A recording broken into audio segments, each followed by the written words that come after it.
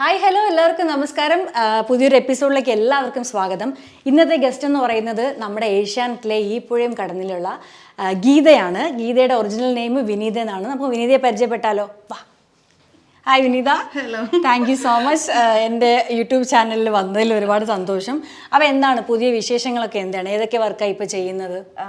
ഇപ്പോൾ മെയിനായിട്ട് ചെയ്യുന്നത് ഏഷ്യാനെറ്റിലെ ഈ പുഴയും കടന്നിൽ ഗീത ക്യാരക്ടറാണ് ചെയ്യുന്നത്. പിന്നെ ഇപ്പോൾ ജോയിൻ ചെയ്തേക്കുന്നത് സൂര്യയിൽ ചട്ടമ്പിപ്പാറു. അപ്പോൾ എങ്ങനെ ഈ ഫാമിലിയും വർക്കും എല്ലാം കൂടെ എങ്ങനെ കൊണ്ടുപോകുന്നു? പിന്നെ ശീലമായല്ലോ, അറിയാലോ, ഹസ്ബൻഡ് അമലിനെ അറിയാലോ. എന്റെ ഇന്റർവ്യൂവിൽ എല്ലാരും പറയുന്നതാണ് സുമിക്കെല്ലാം അറിയാലോ, പിന്നെ ഒന്നും ചോദിക്കണ്ടല്ലോ, എല്ലാവരും ഇതാ പറയുന്നത്. പക്ഷെ അങ്ങനെയല്ല, എന്റെ ഓഡിയൻസിന് നിങ്ങളുടെ വിശേഷങ്ങൾ അറിയണം. നിങ്ങളുടെ വീട്ടിൽ ആരൊക്കെയുണ്ട്, ഒറിജിനൽ പേരെന്താണ്, ബാക്കി സീരിയലിൽ മാത്രമേ അവർ കണ്ടിട്ടുള്ളൂ നിങ്ങളെ, അല്ലാണ്ട് വേറെ രീതിയിൽ നമുക്ക് മാത്രമേ അറിയൂ. എന്റെ ഓഡിയൻസിന് എല്ലാം അറിയണം. വീട്ടിൽ ആരൊക്കെയുണ്ടെന്ന് പറയൂ. വീട്ടില് ഹസ്ബൻഡ്, മോന്, അമ്മ. ഓക്കെ. മോൻ എന്താ ചെയ്യുന്നത്? മോൻ ഇപ്പൊ BHM ബാംഗ്ലൂർ പഠിക്കുകയാണ്. ഓ. ഹസ്ബൻഡ് ക്യാമറാമാനാണ്. അമൽ സുരേഷ് സുമിയുടെ ഫ്രണ്ടാണ്. പാവം അമലാണ്. അമലിനെ എനിക്കറിയാം, അതെന്റെയും ഫ്രണ്ടാണ്. ഓക്കെ. ആണോ? കുഴപ്പമില്ല, ഇടയ്ക്കിടയ്ക്ക് വിളിക്കാറുണ്ട്. ചേച്ചി എന്തൊക്കെയുണ്ട് വിശേഷം, ഏത് വർക്കാ ചേച്ചി? ഓ, വർക്കൊന്നും ഇല്ലല്ലേ, എന്നാ ഞാൻ ഒരു വർക്ക് തരാം ചേച്ചി എന്നൊക്കെ ഇടയ്ക്കിടയ്ക്ക് പറയാറുണ്ട്. ഇതുവരെ തന്നിട്ടില്ല. ഇടയ്ക്ക് മീനൊക്കെ വെച്ചിട്ട് വിളിച്ചിട്ടുണ്ടായിരുന്നു, നിങ്ങളെ പുഴയെന്നൊക്കെ പിടിച്ച മീൻ. അങ്ങനെ ഇപ്പൊ ബുള്ളറ്റൊക്കെ എങ്ങനെ, ബുള്ളറ്റിൽ ഓടിക്കുന്നു? അതെങ്ങനെ പോകുന്നു? റൈഡും കാര്യങ്ങളൊക്കെ വളരെ കുറവാണ്. കുറവെന്നല്ല, പോവാറേ ഇല്ല. എന്റെ ആവശ്യക്കാര്യം ഒന്ന് ഷൂട്ടിന്റെ ബിസി, രണ്ടാമത് ഞാൻ പൊന്മുടി അറിയത്തില്ല, റിസോർട്ട് ഉണ്ട്. അപ്പൊ അവിടുത്തെ മാർക്കറ്റിംഗ് മാനേജറാണ്. പൊന്മുടി റിസോർട്ട് ഉണ്ടോ? 21st പൊന്മുടി എസ്റ്റേറ്റ് എന്ന് പറഞ്ഞിട്ട് ഒരു എസ്റ്റേറ്റ് ഉണ്ട്. അപ്പൊ അവിടുത്തെ മാർക്കറ്റിംഗ് മാനേജറാണ്. അപ്പൊ അവിടെ ഇപ്പൊ ഗവൺമെന്റിന്റെ കുറെ പ്രോജക്റ്റുകൾ നടക്കുന്നുണ്ട്, ട്രെയിനിങ്. അപ്പൊ അതിന്റെ ബിസിയും കൂടെയാണ്. അപ്പൊ ഫ്രീ ഉള്ള ടൈമില് അതിന്റെ വർക്കുമായിട്ട് അവിടെ ആയിരിക്കും സ്റ്റേ, പൊന്മുടിയിലാണ്. അപ്പൊ ടൈം കിട്ടാറുണ്ടോ? എന്താണ് വർക്കും അതും? ഇല്ല, ഞാൻ വർക്കുള്ളപ്പോ വർക്കിനാ പോകുന്നത്, മറ്റത് കോർഡിനേറ്റ് ചെയ്തെല്ലാം കൊടുക്കത്തേ. നിങ്ങളുടെ സീരിയലും പൊന്മുടിയിലല്ലേ ഷൂട്ടായിരുന്നത്? എനിക്ക് അവിടെ ഇല്ല, ഞങ്ങൾക്ക് ട്രിവാൻഡ്രത്താണ്. ബാക്കി അവിടെ ഹീറോയിൻ സെക്ഷനാണ് ഗംഗ. അതെ. അപ്പൊ വിനീതയുടെ എന്തെങ്കിലും കെയർ ഓഫിലാണോ അവിടെ ഷൂട്ട്? അന്ന് ചേച്ചി വിളിച്ചിട്ടുണ്ടായിരുന്നു. മെർക്കസ്റ്റനിലാണ് ഷൂട്ട്. ഫസ്റ്റ് ഞാൻ വർക്ക് ചെയ്ത സ്ഥലത്താണ് ഷൂട്ട്. ഇപ്പൊ അവിടുന്ന് താഴോട്ട് ഇറങ്ങിയിട്ടുണ്ട്. ഓക്കെ. അപ്പൊ നമ്മളിപ്പോ നിൽക്കുന്നത് എവിടെയെന്ന് വെച്ച് കഴിഞ്ഞാൽ നമ്മുടെ പൂജപ്പുരയിലുള്ള സമജ ബ്യൂട്ടി സലൂണിലാണ്. നമ്മുടെ സമജയിലുള്ള ഓണറിനെ ഒന്ന് പരിചയപ്പെട്ടാലോ? ചേച്ചി വാ. ചേച്ചി ഇങ്ങനെ നോക്കിക്കൊണ്ടിരിക്കുക, നമ്മുടെ ഷൂട്ട് ചെയ്യുന്ന നോക്കിക്കൊണ്ട്. അതെ അതെ, ഇതാണ് നമ്മുടെ സമജയിലുള്ള ഓണർ. ഭയങ്കര ബ്യൂട്ടിഫുള്ളാണ് കാണാൻ. പിങ്ക് സാരിയൊക്കെ കൊടുത്ത് അടിപൊളിയായിട്ട് വന്നിട്ടുണ്ട്. ചേച്ചി എന്താണ് ഇവിടുത്തെ ഇന്നിപ്പം ഓണമൊക്കെയാണ് വരാൻ പോകുന്നത്, എന്താണ് സ്പെഷ്യലൊക്കെ ഇവിടെ? ഇപ്പോൾ ഒരുപാട് ഓഫേഴ്സ് ഇട്ടിട്ടുണ്ട്. അത് അവർക്ക് ആവശ്യമുള്ളതുപോലെ നമുക്ക് സെലക്ട് ചെയ്യാൻ പറ്റുന്ന രീതിയിൽ ഇട്ടിട്ടുണ്ട്. ഓഫർ എന്ന് പറയുമ്പോൾ എങ്ങനെയൊക്കെയാണ്? ഫേഷ്യൽസ്, പെഡിക്യൂർ, ഇതെല്ലാം കൂടെ കോംബോ എല്ലാം അതിനകത്തുണ്ട്. പിന്നെ ബ്രൈഡൽ പാക്കേജ് ആണല്ലേ? പാക്കേജസ് ആണ് കൂടുതലും. ബ്രൈഡൽ വർക്കും ഉണ്ട്. ഇനിയിപ്പോൾ ചിങ്ങം വരാൻ പോകുന്നു, കല്യാണ സീസണിന്റെ ഒരു നിരയാണല്ലേ ഇനി. ഇത് എത്ര വർഷമായി തുടങ്ങിയിട്ട്? ഓൾറെഡി സമജം തിരുമല ഉണ്ട്, അത് ഒരു 20 years ആവാറായി. ഇതിപ്പം 2 years. ഇതെല്ലാം എനിക്കറിയാം. നമ്മൾ മറ്റേ കവർ ഫോട്ടോ ചെയ്തിട്ടുണ്ടല്ലോ, അതെ, എന്നെ കുറേ മേക്കപ്പ് ചെയ്തിട്ടുണ്ട്. നമ്മളൊരു കവർ പിക്കൊക്കെ ചെയ്തിട്ടുണ്ട്. അത് ഇതായിരുന്നു മഹിളാ രത്നത്തിന്റെ കവർ പിക്കിൽ ചേച്ചിയായിരുന്നു മേക്കപ്പ് ചെയ്തത്. ഞാനും അങ്കിതയും ഉണ്ടായിരുന്നു ചേച്ചിയെ മേക്കപ്പ് ചെയ്തത്. അപ്പോൾ ചേച്ചി എങ്ങനെ വർക്കും കാര്യങ്ങളൊക്കെ എങ്ങനെ പോകുന്നു? നന്നായിട്ട് പോകുന്നുണ്ട്. ചേച്ചിയുടെ പേരും കൂടെ പറഞ്ഞേക്കും. എൻ്റെ പേര് ബിന്ദു ശശികുമാർ. മതി, ചേച്ചിക്ക് ഭയങ്കര പേടിയാ. താങ്ക് യു ചേച്ചി, താങ്ക് യു സോ മച്ച്. അപ്പോൾ ഇവിടുത്തെ ഓഫറൊക്കെ നിങ്ങൾ കേട്ടല്ലോ. ഓണമാണ്, ചിങ്ങം വരാൻ പോവാണ്. അപ്പോൾ എല്ലാവരും എന്താണ് ബ്യൂട്ടി കാര്യങ്ങളൊക്കെ ശ്രദ്ധിക്കുന്ന ആൾക്കാരാണെന്ന് അറിയാം. അപ്പോൾ എല്ലാവരും മസ്റ്റായിട്ട് ഇവിടെ ഒന്ന് ട്രൈ ചെയ്ത് നോക്കണം. ഞാനിവിടെ ഇടയ്ക്കിടയ്ക്ക് വരാറുണ്ട്, കാരണം വേറെ മാറി പോകുന്നത് കൊണ്ട് സ്ഥിരമായിട്ട് എനിക്കിവിടെ വരാൻ പറ്റില്ല. ചേച്ചി ഞാൻ ഇടയ്ക്കിടയ്ക്ക് വിളിക്കാറുണ്ട്, ചേച്ചി ഞാൻ വരട്ടെ, ഹെയർ കട്ടിങ്ങും ഒക്കെ നന്നായിട്ട് ചെയ്യും. അപ്പോൾ എന്തായാലും മസ്റ്റായിട്ട് വിസിറ്റ് ചെയ്യുക. പൂജപ്പുരയിൽ തന്നെയാണ്, സമജ എന്നാണ് എൻ്റെ പേര്. വരൂലേ ഇപ്പം എല്ലാവരും? ഓക്കെ, അപ്പോൾ സമജ്ജിയുടെ വിശേഷങ്ങളും സ്പെഷ്യൽ ഓഫറൊക്കെ നിങ്ങൾ കേട്ടല്ലോ. ഇനിയിപ്പോൾ ഓണമാണ്, ചിങ്ങം വരാൻ പോകുന്നു, കല്യാണ സീസണാണ്. എല്ലാവരും നല്ല ബ്യൂട്ടിഫുൾ ആയിട്ടൊക്കെ ഇരിക്കണം. അപ്പോൾ ഉറപ്പായിട്ടും എല്ലാവരും ഒന്ന് ട്രൈ ചെയ്ത് നോക്കുക.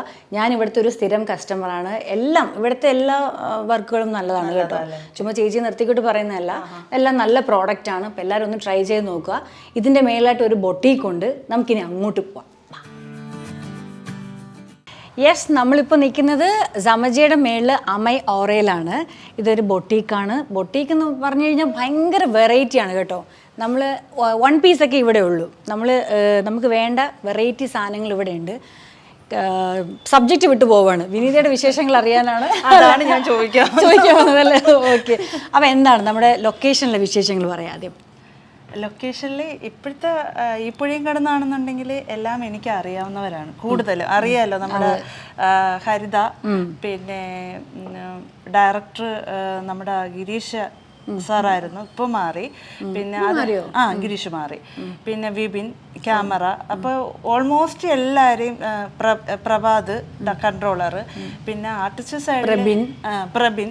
അത് പിന്നെ അറിയാം ഞങ്ങൾ എവിടെ വെച്ചാ കണ്ടത്. നമ്മൾ ആദ്യം കാണുന്നത് ചെമ്പരത്തി ലൊക്കേഷനിൽ വെച്ചാണ്. വീണ്ടും ചെമ്പരത്തി വരെയാണ്. എൻ്റെ എല്ലാ എപ്പിസോഡിലും ഞാൻ ചെമ്പരത്തിയെ പറ്റി എന്തെങ്കിലും പറയാതിരിക്കത്തില്ല.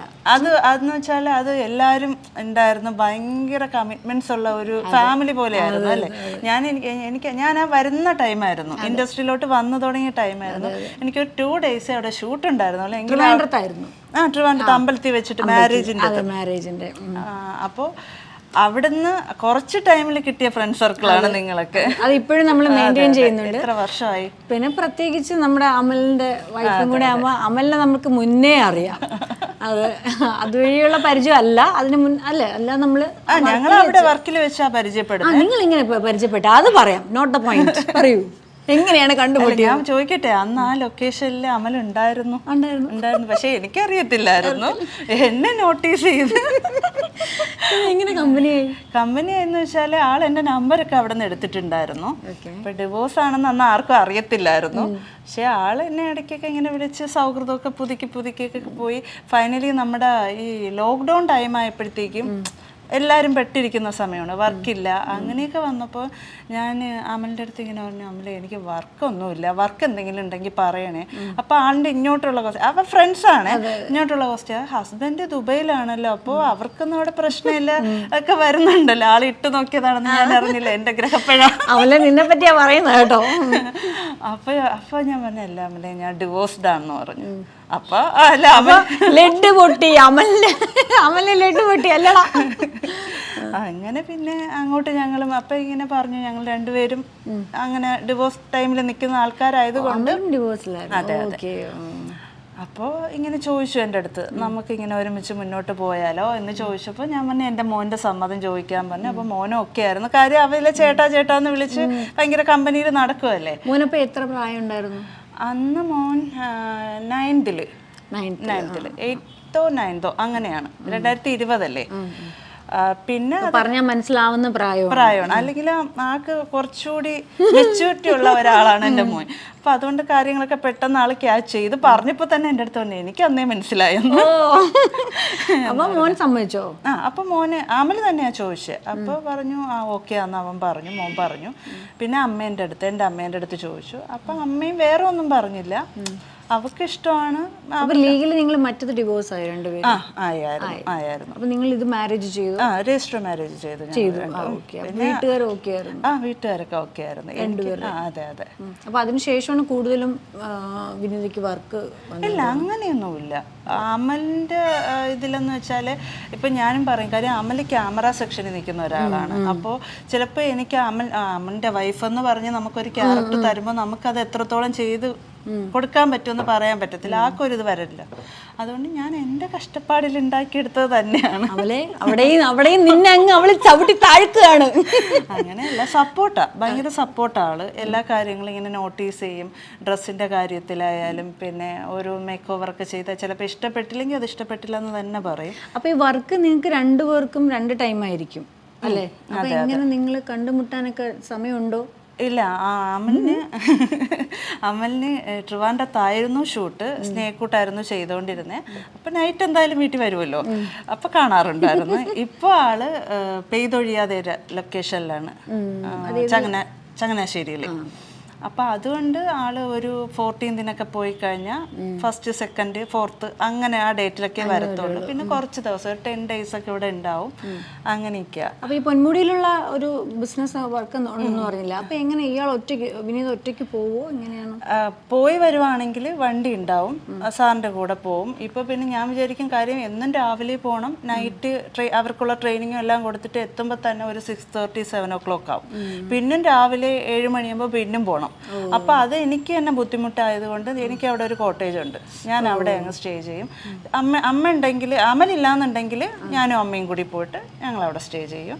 പിന്നെ അമലുണ്ടെങ്കിൽ ഞങ്ങൾ രണ്ടുപേരും കൂടെ. അപ്പൊ ഫുൾ ബിസിയാണ്. അതെ. അപ്പൊ ഇപ്പൊ ബുള്ളറ്റ് റൈഡ് ഒന്നും ഇല്ലെന്ന് പറഞ്ഞു, എന്തുകൊണ്ടാ? റൈഡ് ഇല്ലാത്തതിന്റെ മെയിൻ പ്രശ്നം ഇതാണ്. പിന്നെ ചേച്ചിയില്ല, ഷൈനി എന്റെ ചേച്ചി എന്നെ പഠിപ്പിച്ചു തരാന്നൊക്കെ പറഞ്ഞ് പറ്റിച്ചല്ല, വന്നില്ല. അത് പറ. എനിക്ക് പേടി. ഫസ്റ്റ് ബുള്ളറ്റ് ഓടിച്ചപ്പോൾ ഒരു അനുഭവം എനിക്കറിയാം, അതെൻ്റെ ഓഡിയൻസിന് വേണ്ടി ഒന്ന് പറഞ്ഞേ. ഓടിച്ചപ്പോൾ വഴിയിൽ വെച്ച് നിന്നുപോയി എന്നൊക്കെ പറഞ്ഞില്ലായിരുന്നു? വഴിയിൽ വെച്ച് നിന്നുപോയതിൻ്റെ അല്ല, ഫസ്റ്റ് വണ്ടി ബുക്ക് ചെയ്തതിന് ശേഷമാണ് ഞാൻ ബുള്ളറ്റ് ചേച്ചിയുടെ അടുത്ത് പോയി പഠിക്കുന്നത്. പഠിച്ച് വണ്ടി കൊണ്ടുവന്ന് വെച്ച്, അപ്പോൾ ചേച്ചി എൻ്റെ അടുത്ത് പറഞ്ഞു, അപ്പോൾ ചേച്ചിയുടെ അവിടെ വരണമല്ലോ, പഠിക്കാൻ വേണ്ടി വരണമല്ലോ. അപ്പോൾ 1st, 2nd ഇട്ടാണ് ചേച്ചി ഇങ്ങനെ പഠിപ്പിക്കുന്നത്. അപ്പം ഞാൻ പറഞ്ഞു 1st, 2nd ഇടാൻ ഇനി അത്രയും ദൂരം പോകണ്ടല്ലോ, ഞാൻ എൻ്റെ വണ്ടി ഇരിക്കുകയല്ല, ഞാൻ ഇവിടെ ഇട്ട് ഓടിച്ചാൽ മതിയെന്ന് പറഞ്ഞപ്പോൾ ചേച്ചി പറഞ്ഞ് ഇങ്ങോട്ടത്തേക്ക് വാന്ന് പറഞ്ഞ്. ഇവിടെ നമ്മുടെ കവടിയാറല്ല, ഗോൾസിന്റെ ചേച്ചിയുടേത് ശാസ്തമംഗലത്താണ് ചേച്ചി താമസിക്കുന്നത്. അന്ന് ഞാൻ തമ്പാനൂരാണ് താമസിക്കുന്നത്. അപ്പോൾ ഞാൻ വണ്ടി എടുത്തപ്പോൾ സിഗ്നലൊന്നും ഇല്ല, രാവിലെയല്ലേ. വണ്ടി എടുത്ത് വന്നപ്പോൾ ഓക്കെ, കൊള്ളാം, രസമുണ്ട്. തിരിച്ചു വന്നപ്പോൾ സിഗ്നൽ എല്ലാം ഓണായി, പെട്ടാശാനെ പെട്ട്. എന്നിട്ട് ഞാൻ സിഗ്നലിൻ്റെ അവിടെ എത്തിയപ്പോഴത്തേക്ക് വണ്ടി ഇത് കണക്ക് ഗിയർ ചേഞ്ച്, മറ്റേന്ന് വെച്ചാൽ ഒറ്റ ഇതിലങ്ങ് പോവുകയല്ലേ. സിഗ്നലിൻ്റെ അവിടെ ആകുമ്പോൾ ഡൗൺ ചെയ്യണം, ന്യൂട്രലാക്കണം. ഇതൊക്കെ എനിക്ക് ആകെ ടെൻഷൻ. എങ്ങനെയെങ്കിലും അവിടെ എത്തിക്കൊണ്ട് വണ്ടി വെച്ചിട്ട് അത് കഴിഞ്ഞ് എനിക്ക് തോന്നുന്നു ഒരാഴ്ച എത്ര ആയപ്പോഴത്തേക്ക് വണ്ടി ഇടയ്ക്കിടയ്ക്ക് ഞാൻ സ്റ്റാർട്ട് ചെയ്തൊക്കെ വെക്കും. ഹോസ്റ്റലിലായിരുന്നു അന്നേ. വണ്ടി സ്റ്റാർട്ടാവുന്നില്ല. അങ്ങനെ ഞാൻ ചേച്ചിയെ വിളിച്ചിട്ട് പറഞ്ഞു, ചേച്ചി പുതിയ വണ്ടി അയച്ചു, വണ്ടി സ്റ്റാർട്ടാവുന്നില്ല.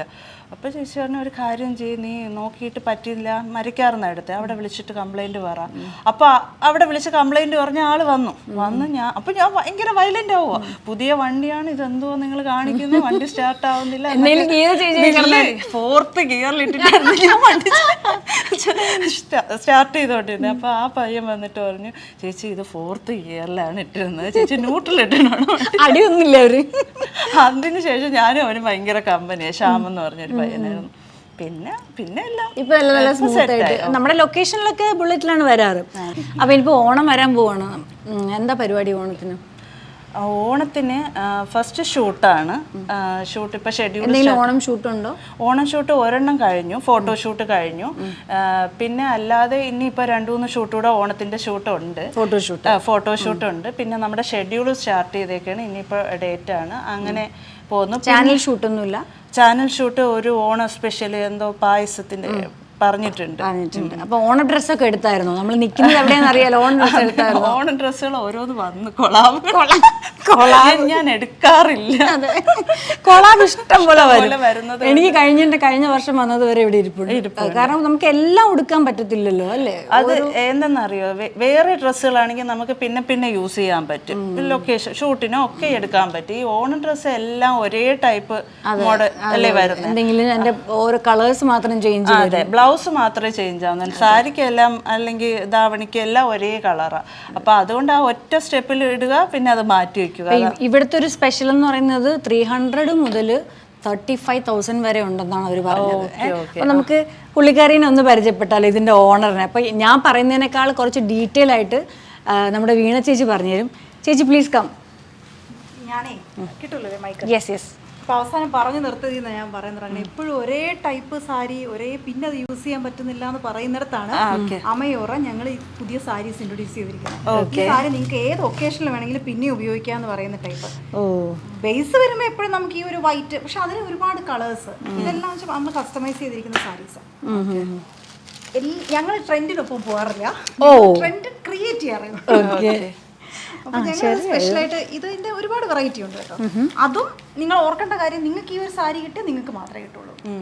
ഇപ്പോൾ ചോദിക്കാൻ ഉണ്ടാവില്ല. ചിലർക്ക് സിംഗിൾ ആയിട്ട് വീവ് ചെയ്തെടുക്കുന്നതെല്ലാം. അപ്പൊ അതുകൊണ്ട് കുറച്ച് കോസ്റ്റ്ലി ആ രീതിയിൽ വരുന്നുണ്ട്. പക്ഷെ അതല്ലാത്ത സാരീസ് നമ്മുടെ ഉണ്ട്. ഇത് എവിടെ നിന്ന് ചെയ്യിക്കുന്നേ? ഇതൊക്കെ നമുക്ക് രാജസ്ഥാനിൽ നിന്ന് ചെയ്ത് വരുന്നത്. ഇത് രാജ്ഗുരു എന്ന് പറയുന്ന ഒരു ബ്രാൻഡാണ്. അവരുടെ നമ്മൾ ഡിസൈൻ കൊടുത്തിട്ട് ചെയ്തെടുക്കുന്നതാണ്. അപ്പൊ അവരുടെ ഒത്തിരി സാരീസ് നമ്മുടെ ഉണ്ട്. ഓക്കെ. അപ്പൊ ആരെങ്കിലും നമ്മൾ ഡിസൈൻസ് പറഞ്ഞു തന്നാൽ അങ്ങനെ ചെയ്ത് കൊടുക്കും? നമുക്ക് ചെയ്തെടുക്കാൻ പറ്റും. കുറച്ച് സമയം എടുക്കുന്നുള്ളൂ, കാരണം നമ്മൾ ബൾക്കായിട്ട് പ്രൊഡ്യൂസ് ചെയ്യുന്നില്ല. ഞാൻ നേരത്തെ പറഞ്ഞ പോലെ ഒരാൾക്ക് മാത്രമായിട്ടാണ് നമ്മൾ ചെയ്യുന്നത്. അപ്പൊ കുറച്ച് സമയം. അതങ്ങനെ രാജസ്ഥാനിൽ നിന്നൊക്കെ വരുമോ ഒരു പീസായിട്ടൊക്കെ? ഒറ്റ പീസായിട്ടാണ് അതോ? ഒറ്റ പീസായിട്ട് എടുക്കാൻ പറ്റും. ഇതൊരു ഹാൻഡ് മെയ്ഡ് സാരിയാണ്. 35,000 ഇതിന്റെ റേറ്റ് വരുന്നുണ്ട്. ഇത് ദേശീയ ടസർ, ഇത് ടസറിന്റെ ഏറ്റവും പ്യൂറസ്റ്റ് വേർഷനാണ്. ഫസ്റ്റ് സ്റ്റാർട്ടിംഗ് വേർഷനിലാണ് ഇതിരിക്കുന്നത്. അതിൽ തന്നെ ഹാൻഡ് മെയ്ഡ് ആയിട്ടും ഈ മീനാക്കാരി വർക്കും കടുവ വീവിംഗ് എന്നാണ് ഇതിന് പറയാ. കടുവ ഇതൊരു 30 ദിവസം എടുത്തിട്ടാണ് അവർ വീവ് ചെയ്യുന്നത്. അപ്പൊ അതിന് അവർ 35,000 വാങ്ങുന്നുള്ളൂ എന്നുള്ളതാണ്. അപ്പൊ ഞാൻ ചോദിക്കട്ടെ, ഈ നമ്മുടെ 35,000 എന്നൊക്കെ പറയുമ്പോൾ വാങ്ങുമോ ആൾക്കാർ? വാങ്ങുന്ന ആളുകളുണ്ട്. അതായത് അവർക്ക് വേണ്ടത് എക്സ്ക്ലൂസീവ്നെസ് ആണ്. അത് അവർക്ക് മാത്രമേ ഉള്ളൂ. ഹാൻഡ് മെയ്ഡ് ആയതുകൊണ്ട് തന്നെ ഒരാള് ഇപ്പൊ നെയ്യുന്ന പോലെ വീണ്ടും സെയിം ഡിസൈൻ വെച്ചിട്ടാണെങ്കിൽ പോലും ഒരു തവണ കൂടി നെയ്യാൻ പറ്റില്ല. എന്തായാലും ഡിഫറൻസ് വരും. കൊള്ളാല്ലേ. ഓണം സ്പെഷ്യൽ വേറെ എന്തൊക്കെയാ ഉള്ളത്? ഈ ടൈപ്പ് സാരീസ് ആണ് നമ്മൾ കൂടുതലായിട്ട് ഓണം ബ്ലൗസ് പീസ് ഉണ്ട്. ഇത് ബ്ലൗസ് പീസ് എന്ന് വെച്ചാൽ ഇത് റെഡി ടു സ്റ്റിച്ച് ആയിട്ടാണ് ഇതിന്റെ ബ്ലൗസ് പീസ് വന്നേക്കുന്നത്. നെക്കൊക്കെ ഉണ്ടല്ലേ? ഇത് കട്ട് ചെയ്തെടുത്താൽ മതി. എല്ലാം റെഡി ടു സ്റ്റിച്ച് ആയിട്ടാണ് വന്നത്. ഇതിൽ ഭയങ്കര വെറൈറ്റി ഇതുണ്ടോ, പ്രിന്റ്സ് ഉണ്ട് അതിനകത്ത്. ഒത്തിരി പ്രിന്റുകളുണ്ട്. ഇതിപ്പം ഒരു നമ്മുടെ മഴവിൽ എന്താ പറയാ മയിൽപ്പീലി മയിലും ഉണ്ട്. ആൺമയില്. അത് സ്ലീവ് കണ്ടോ? ഇങ്ങനെയാണ് ഫോട്ടോ. ഇങ്ങനത്തെ ആ ഇരിക്കുന്നതെല്ലാം നമ്മുടെ ഒരു ഓണം കളക്ഷനാണ്. അപ്പൊ ഇതെല്ലാം നമുക്ക് ഇതിൽ ചില സാരികൾ നമുക്ക് എടുത്ത് നോക്കിയാൽ നമുക്ക് മനസ്സിലാവും. നമുക്ക് ഈവൻ പള്ളിയിലെ ഫംഗ്ഷൻ പോലും കൊടുക്കാൻ പറ്റും. ഓണത്തിനും എടുക്കാം. നമ്മളിപ്പോ ഒരു ട്രഡീഷണൽ ജുവല്ലറി ഒക്കെ ഇട്ട് കഴിഞ്ഞാൽ അതെ. ഇപ്പൊ ഈ സാരി പള്ളിയിലും എടുക്കാം, ഓണത്തിനും ഒക്കെ എടുക്കാം. മുകളിലിരിക്കുന്ന സാരീസ് അത്രയും ഓണത്തിന്റെ സാരീസാണ്. അപ്പൊ സെറ്റും മുണ്ട് ഇല്ലെന്നാണോ പറയുന്നത്? അത് ഞാൻ പറഞ്ഞ ട്രഡീഷണൽ ആയിട്ട് ചോദിച്ചു വരുന്ന ആളുകൾക്ക് അങ്ങനെ സെറ്റും മുണ്ട് ഞങ്ങൾ പ്രൊവൈഡ് ചെയ്യുന്നുണ്ട്. പക്ഷെ ഏറ്റവും നമ്മളെപ്പോഴും എന്ത് സാരി ആയാലും എന്ത് ഡ്രസ്സായാലും നമ്മൾ എങ്ങനെ അത് പെയർ ചെയ്യുന്നു എന്നുള്ളതാണ് അതിനെ വ്യത്യസ്തമാക്കുന്നത്. അതിൻ്റെ കൂടെ ആക്സസറീസ്. ഇപ്പൊ ഞാൻ 18 വർഷം ന്യൂസ് റീഡർ ആയിരുന്ന ആളാണ്. അപ്പൊ എല്ലാ ദിവസവും സാരി വേണം. നമുക്ക് ചാനലിൽ സാരി പ്രൊവൈഡ് ചെയ്യുന്നുണ്ട് എങ്കിൽ പോലും നമുക്ക് വീണ്ടും വേണം. അപ്പൊ നമ്മൾ ഒരു സാരി വാങ്ങിച്ചാൽ ആ സാരി എങ്ങനെ വീണ്ടും ഉപയോഗിക്കാം എന്നാണ് ആലോചിക്കുന്നത്. അപ്പൊ അതിന് ഞങ്ങൾ പല ടെക്നിക്കുകൾ ഉപയോഗിക്കും. ചിലപ്പോ ഈ മുകളിലത്തെ ബോർഡർ ഒന്ന് ഹൈഡ് ചെയ്യും. അപ്പൊ അത് ബോർഡർലെസ് ആയിട്ടുള്ള സാരി ആയിട്ട് വരും. ആ സിംഗിൾ കളർ മാത്രം വരും. ചിലപ്പോ അത് 1 പ്ലീറ്റ് ഇടും. ചിലപ്പോ ഞങ്ങളത് കുത്തി കൊടുക്കും. ചിലപ്പോ അവസാനത്തെ പ്ലീറ്റ് മാത്രം എടുത്ത് മുകളിലേക്ക് വയ്ക്കും. ബ്ലൗസ് പലതവണ പലതായിട്ട് മാറി ഇടും. പിന്നെ ആക്സസറീസ് ചിലപ്പോ നല്ല ഭയങ്കര തിക്കായിട്ടുള്ള ജുവല്ലറി ഇടും, വലിയ ഹെവി ജുവല്ലറി ഇടും, ചിലപ്പോൾ ഭയങ്കര തിന്നായിട്ടുള്ള ജുവല്ലറി ഇടും. അപ്പൊ ആളുകൾക്ക് കാണുമ്പോൾ തോന്നും വേറെ വേറെ തോന്നും. അങ്ങനെയൊക്കെയാണ്. അപ്പൊ നമ്മൾ ഏതൊക്കെ സെയിം സാരി തന്നെ നമുക്ക് പല ഒക്കേഷനിൽ യൂസ് ചെയ്യാൻ പറ്റും. ഈ ഒരു ചിന്ത വരാൻ പോവാം, കല്യാണത്തിന് പോവാം. ഈ ഒരു ചിന്ത വരാൻ ഒരു പീസ് മതി എന്നുള്ള ഒരു തോട്ട് വരാൻ കാരണം ഇപ്പൊ ഓണം ആവുമ്പോൾ ഫുൾ ചെക്കാണ് ഇപ്പോഴത്തെ ഈ വർഷത്തെ ട്രെൻഡ്. അതെടുക്കാത്ത എന്താ? വ്യത്യസ്തമായിട്ടിരിക്കണം എന്നുള്ളൊരു ആഗ്രഹം എനിക്ക് ഈ 18 വർഷക്കാലം ഉണ്ടായിരുന്നു. അപ്പൊ എന്റെ ഹസ്ബൻഡാണ് അതിന് എന്നെ കൂടുതൽ സപ്പോർട്ട് ചെയ്യുന്നത്. ഇത് അദ്ദേഹത്തിന്റെ കളക്ഷനാണ് കേട്ടോ. ഇതെല്ലാം എല്ലാം സെലക്ട് ചെയ്തെടുക്കുന്നതും ഡിസൈൻസും എല്ലാം അദ്ദേഹമാണ്. ഇന്നിപ്പോ ഇവിടെ ഇല്ല. അപ്പോൾ ഇത് എനിക്ക് വേണ്ടി ഇങ്ങനെ എപ്പോഴും സെലക്ട് ചെയ്ത് തരും. അപ്പൊ ഞാൻ എപ്പോഴും ഭയങ്കര വ്യത്യസ്തമായിട്ട് നിൽക്കും. അപ്പൊ എനിക്ക് അത് കിട്ടുന്ന ഒരു സന്തോഷമുണ്ടല്ലോ. നേരെ മറിച്ച് നമ്മളിപ്പോ ഇന്ത്യ മൊത്തം പ്രൊഡക്ഷൻ നടക്കുന്നതോ അല്ലെങ്കിൽ ഇപ്പം ഇൻസ്റ്റയിലൊക്കെ വൈറലായിട്ട് നിൽക്കുന്ന ഒരു ഡിസൈൻ ഒക്കെ ആണെങ്കിൽ നമ്മൾ ലിഫ്റ്റ് കയറി അതിനകത്ത് ഉണ്ടാവും നമ്മളെ പോലെ 3 പേര്.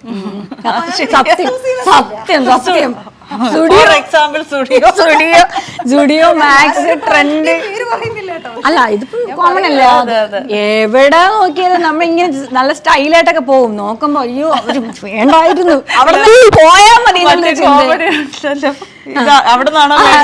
അതെ, ഒരു കോമഡി. വ്യത്യസ്തമായിട്ടൊരു ചിന്ത വരുന്നത് എപ്പോഴാണെന്ന് അറിയാം. ഇപ്പോഴൊന്നും അല്ല, ഒരു 10-15 വർഷം മുമ്പ് ഞാൻ കരിയറിന്റെ ആദ്യത്തെ ടൈമിലാണ്. ഞാൻ ഒരു തവണ ഒരു സാരി ഉടുത്തിട്ട് വായിക്കുമ്പോൾ എൻ്റെ അമ്മ എന്നെ വിളിച്ചിട്ട് പറഞ്ഞു, അന്ന് മാനസി എന്ന് പറയുന്ന ഒരു ചുരിദാർ മാത്രം കിട്ടുന്ന ഒരു കടയുണ്ടായിരുന്നു പഴവങ്ങാടി ഓവർ ബ്രിഡ്ജിന്റെ അവിടെ. അപ്പൊ അമ്മ എൻ്റെ അടുത്ത് പറഞ്ഞു, അവിടുത്തെ സെയിൽസ് ഗേൾസിന്റെ യൂണിഫോം ആണിതെന്ന്. അത്രത്തോളം അത് പോപ്പുലർ ആ അല്ലെങ്കിൽ അത്രത്തോളം കിട്ടാവുന്നതുമായിട്ടുള്ള ഒരു സാരിയാണ്. അപ്പൊ ഞാൻ അന്ന് എനിക്ക് അങ്ങനെ തോന്നിയതാണ് ഇത് എനിക്ക് വ്യത്യസ്തമാണ്. അപ്പൊ ഞാൻ ഹസ്ബൻഡ് നന്നായിട്ട് സെലക്ട് ചെയ്യുന്നതുകൊണ്ട് ഞാൻ പുള്ളി ഇങ്ങനെ കൊണ്ടുപോയി നിർത്തി. പക്ഷെ മുഷിഞ്ഞ് നിന്ന് എനിക്ക് സെലക്ട് ചെയ്ത് തരും കേട്ടോ. എത്ര വർഷം ഇവിടെ തുടങ്ങിയിട്ട് പുതുതായിട്ട് തുടങ്ങിയതല്ലേ? ഷോപ്പ് തുടങ്ങിയിട്ട് നമുക്കിപ്പോ 1 മാസമായി. വേറെ എന്തൊക്കെയോ ഒരു വർഷം മുമ്പ് അമൈ കളക്ഷൻസ് എന്ന് പറഞ്ഞിട്ട് ഒരു സ്റ്റോർ തുടങ്ങിയിട്ടുണ്ടായിരുന്നു. അപ്പൊ അന്ന് ഞങ്ങൾക്ക് പ്രത്യേകിച്ച് ഐഡിയ ഒന്നുമില്ല അതൊക്കെ എവിടെ നിന്ന് കിട്ടും, എങ്ങനെ കിട്ടും. ഡിഫറെന്റ് ആയിട്ടുള്ളത് കൊടുക്കണം എന്ന് മാത്രമേ ഉണ്ടായിരുന്നു. അതെവിടെയാണ്? അത് മുടവൻ മുകളിലാണ്. ഓക്കെ, ഇപ്പോഴും ഉണ്ടോ? ഇപ്പോഴും ഉണ്ട്. പിന്നെ വേറെന്തോ സുംബ ക്ലാസ് ഇവിടെ ഇപ്പൊ അമൈ ഓറ അവളിടം എന്ന് പറഞ്ഞിട്ടാണ് ഈ സ്പേസ് തുടങ്ങിയത്. അതായത് അവളിടം നമ്മൾ ഉദ്ദേശിക്കുന്നത് താഴെ സമജ്യ ഉണ്ടല്ലോ, എന്റെ തന്നെ ചേച്ചിയാണ് ചേച്ചി. അപ്പം സമജ്യ ഉൾപ്പെടെ ഞങ്ങൾ ഇവിടെ ഒരു വിമൻ ഹബ്ബായിട്ടാണ് ചെയ്യുന്നത്. അപ്പൊ ഞങ്ങൾ ഇവിടെ ഇപ്പം ലേഡീസ് വെയർ കൂടാതെ നമ്മൾ കുറച്ച് എക്സ്ക്ലൂസീവ് ആയിട്ടുള്ള ജ്വല്ലറി കളക്ഷൻസ് ഉണ്ട്, പിന്നെ കോസ്മെറ്റിക്സ് ഉണ്ട്, സ്കിൻ കെയർ ഉണ്ട്. ഇതെല്ലാം ഞാൻ ഈ 18 വർഷം ഉപയോഗിച്ചിട്ട് എനിക്ക് ഉറപ്പ് വന്ന കുറച്ച് കാര്യങ്ങൾ. സ്കിൻ കെയർ എന്തൊക്കെയാ? സ്കിൻ കെയർ എന്ന് പറയുമ്പോൾ നമുക്ക് മോയ്സ്ചറൈസറും സൺസ്ക്രീനും ഫേസ് വാഷും. അത് എന്ത് പ്രോഡക്റ്റ്? ആയുർവേദിക് ആണോ? അല്ലല്ല, EIQ എന്ന് പറയുന്ന ഒരു ബ്രാൻഡ് ഉണ്ട്. അത് നമ്മൾ അധികം കേട്ടിട്ടുണ്ടാവില്ല, പക്ഷെ ആമസോണിലൊക്കെ നമുക്കുള്ളതാണ്.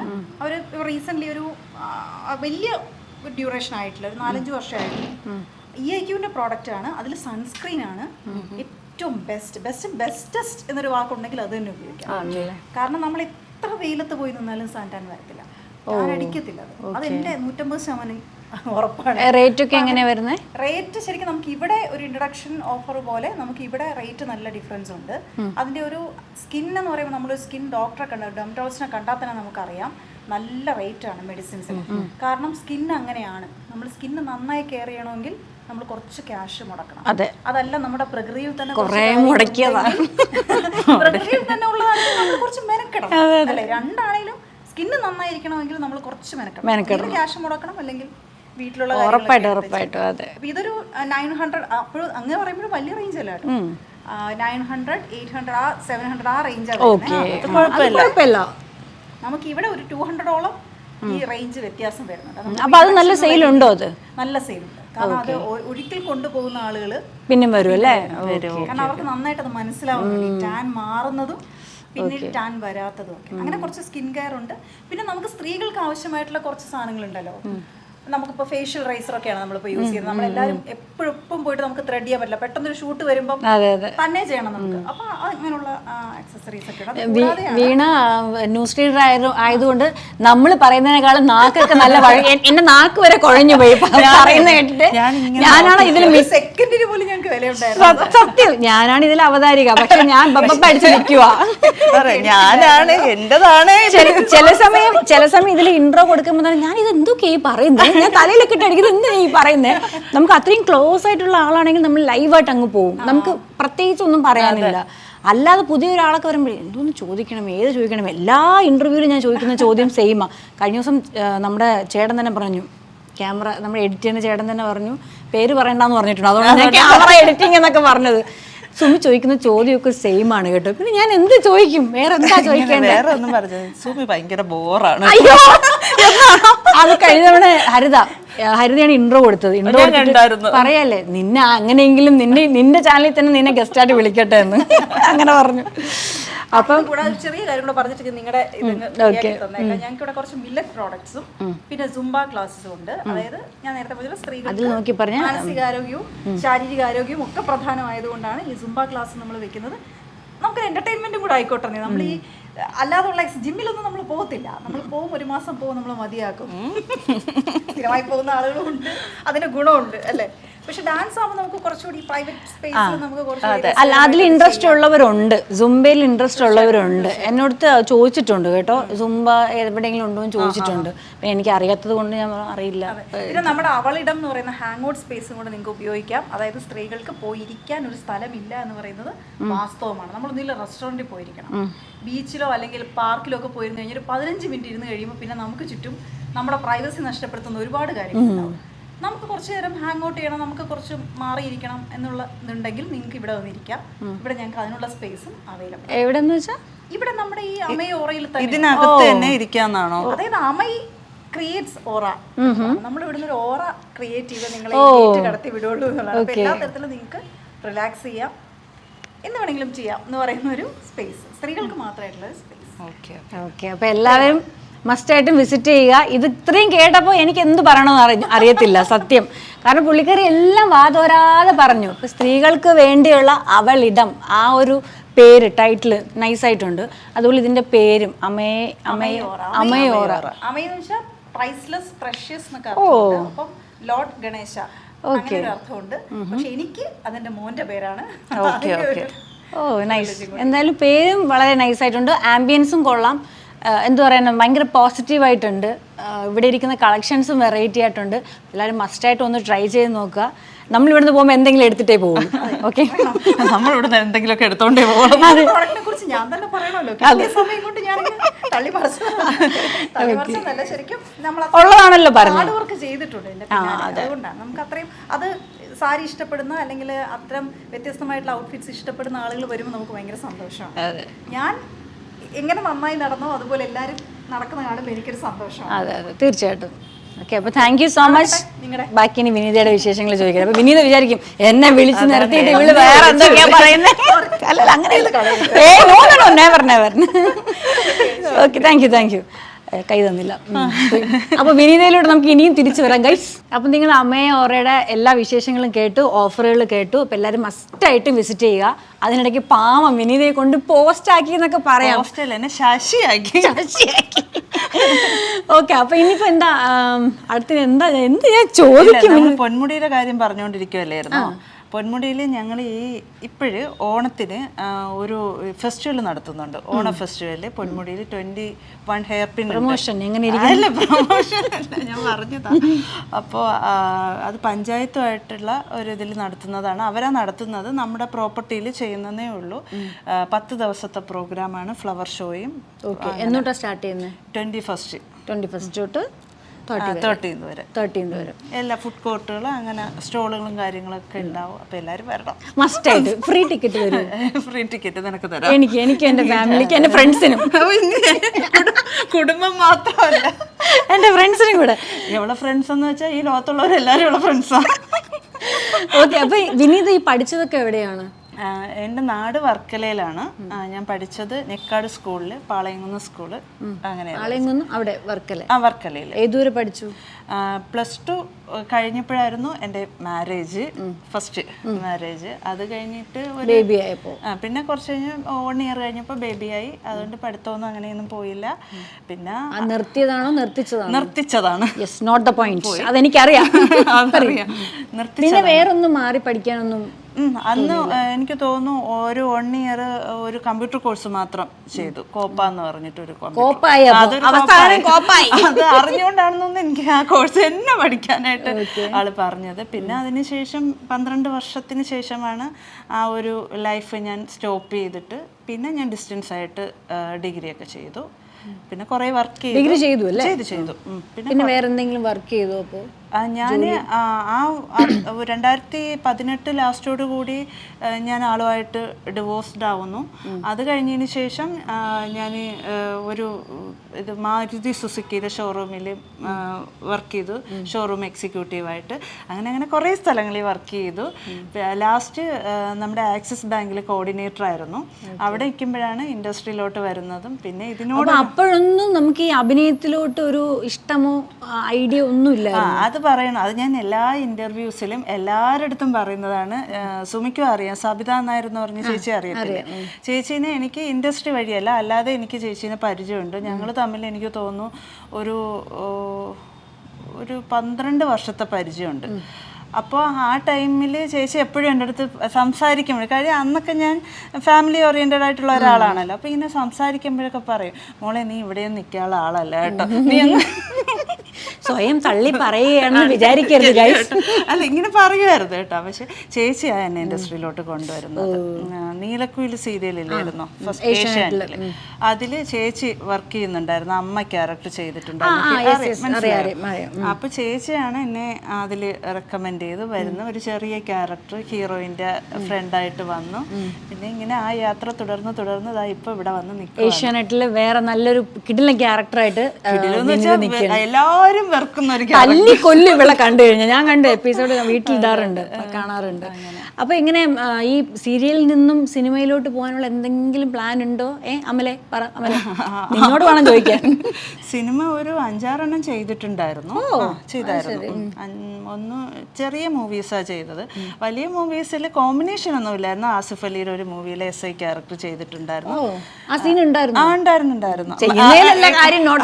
സുമി, നീ അത് ചോദിച്ചു എനിക്ക് മനസ്സിലായി. നല്ല ക്യാരക്ടറായിട്ട് ചെയ്തവര് ആ സീൻ വരാത്തതുണ്ട്. കാര്യം അറിയോ? വാതില് സിനിമ നിന്റെ നമ്മുടെ ഷംനാദ് റൈറ്റ് ചെയ്ത് ഞാൻ എൻ്റെ മോനും വേറെ ആരുമില്ല, ഞാൻ എൻ്റെ മോൻ്റെ ഫ്രണ്ട് സർക്കിളിനെ എല്ലാവരെയും കൂടെ കൊണ്ടുവന്ന് കാണാനിരിക്കും. ഇപ്പൊ വരും ഞാൻ നോക്കിയപ്പോ എൻ്റെ ഒരു ബാക്ക് കണ്ടു. ഞാൻ പറഞ്ഞു ഉണ്ണി ആ ബാക്ക് ഞാനാണ്. അത് കഴിഞ്ഞിട്ട് എൻ്റെ അടുത്ത് അമ്മേനെ ഇതുവരെ പിന്നെ കണ്ടില്ലല്ലോ. എനിക്ക് ഭയങ്കര വിഷമായി. കാര്യം ഒരുപാട് സീൻസ് ഉണ്ടായിരുന്നു, എല്ലാം കട്ട് ചെയ്തു. അതാ പറയുന്നേ, അതുകൊണ്ട് നമ്മൾ ആദ്യം പോയി കാണുക, കണ്ട ശേഷമേ നമ്മൾ എല്ലാരും അറിയിക്കോ. അതെ. പക്ഷെ ആസിഫ് അലിയുടെ മൂവിയിൽ വന്നായിരുന്നു കേട്ടോ. അതെനിക്ക് അറിയായിരുന്നു വരുമെന്ന്. കാര്യം ഡയറക്ടർ എൻ്റെ അടുത്ത് പറഞ്ഞു ആ ഒരു സീൻ എന്തായാലും വരും. കാര്യം അത് നടന്നൊരു സംഭവമാണ്, തമിഴ്നാട്ടിൽ നടന്നൊരു സംഭവമായിരുന്നു. രഞ്ജുസ് ഫിലിം എന്ന് പറഞ്ഞിട്ട് നമ്മുടെ ട്രിവാൻഡ്രത്തായിരുന്നു. അതിൻ്റെ ഫുള്ള് ഷൂട്ടും ട്രിവാൻഡ്രത്തായിരുന്നു. അപ്പോൾ അത് തമിഴ്നാട്ടിൽ ഒരു കുട്ടീനെ ഒരു കോൺസ്റ്റബിൾ മാഡം എടുത്തുകൊണ്ട് വന്നിട്ട് ഉള്ള ഒരു സാധനം നടന്നിട്ടുണ്ട് യഥാർത്ഥത്തിൽ. ഇതിലെ സീൻ എന്ന് വെച്ചാൽ ഞാനിങ്ങനെ വരുന്നു, വേറെ ഇതൊന്നുമില്ല, ഡയലോഗ് പ്രസന്റേഷൻ ഒന്നുമില്ല. ആ ഒറ്റ സീൻ പക്ഷെ ഭയങ്കര വൈറലും ആയിരുന്നു. റീൽസ് കാര്യങ്ങൾ അങ്ങനെയൊക്കെ പോയി. ഡയലോഗ് ഇല്ല എന്ന് വെച്ചാൽ ഞാനിങ്ങനെ വരുന്നു, ഞാൻ ബുള്ളറ്റിൽ തന്നെയാണ് വരുന്ന ഇതാണ്, ഞാൻ SI ആയിട്ടാണ്. അപ്പോൾ വരുമ്പോഴത്തേക്ക് ഒരു കുട്ടി ആക്സിഡൻ്റ് ആയിട്ട് കിടക്കുന്നു. 26 വയസ്സായ ഒരു പയ്യൻ ആക്സിഡൻ്റ് ആയിട്ട് കിടക്കുന്നു. ഞാൻ വരുന്നു, യവനെ എടുക്കുന്നു, തോളിലിടുന്നു, കൊണ്ട് നടന്നിട്ട് ഒരു കാറിൽ കയറ്റി വിടുന്ന ആ ഒരു ട്രാഫിക് ഇതിന്റെ ഒരു അത് ഹിറ്റായി. എത്ര കുറെ മൂവി ചെയ്തു പറഞ്ഞില്ല.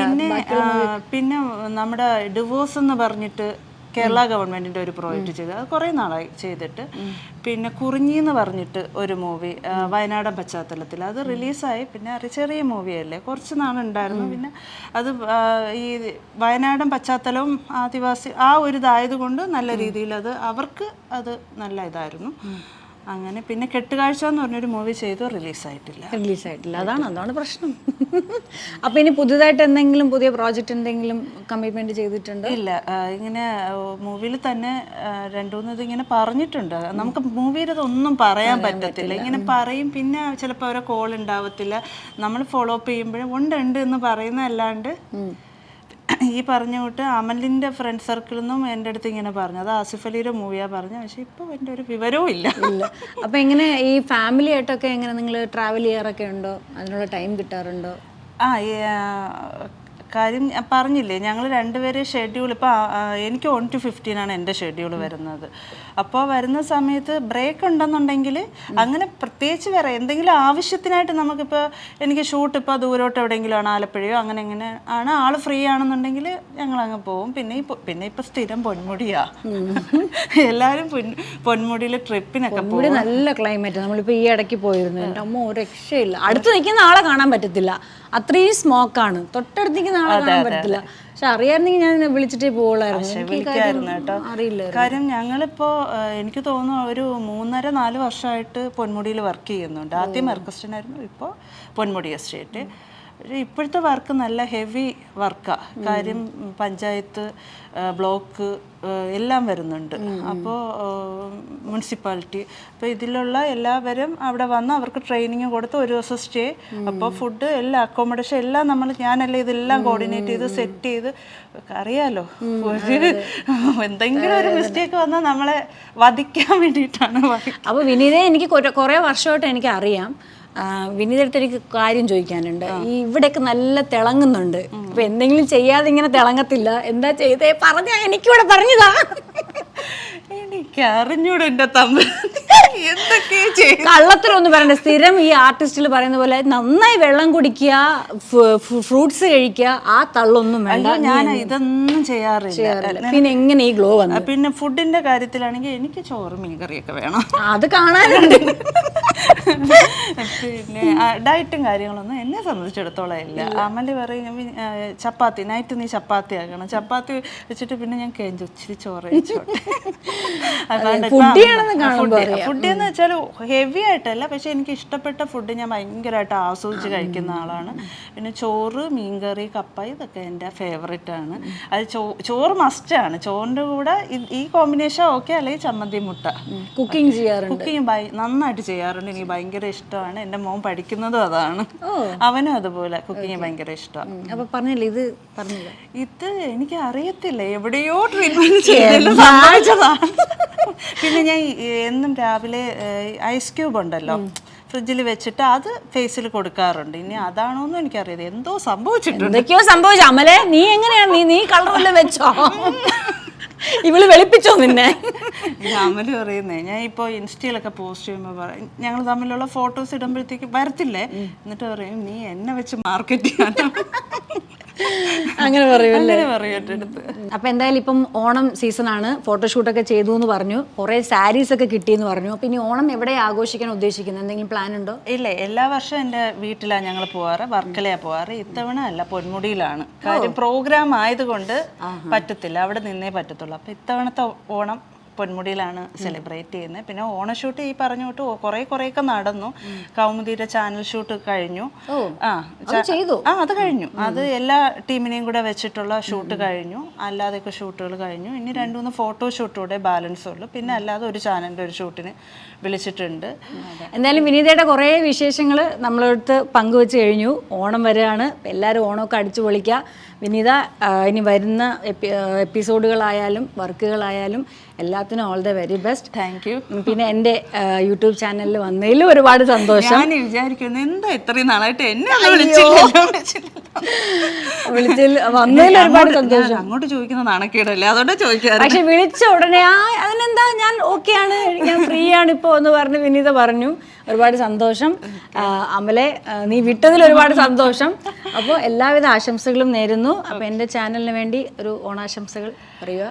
അപ്പോൾ എല്ലാ പ്രേക്ഷകർക്കും ഹാപ്പി ഓണം. ഹാപ്പി ഓണം.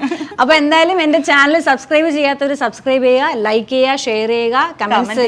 അതെ, കമൻറ്റിലെല്ലാം പറഞ്ഞ് എന്തൊക്കെയാണ് കുറവുകൾ നികർത്തണം എല്ലാം പറയുക. അപ്പോൾ എന്തായാലും താങ്ക് യു സോ മച്ച്. എല്ലാവർക്കും ഹാപ്പി ഓണം. ഹാപ്പി ഓണം.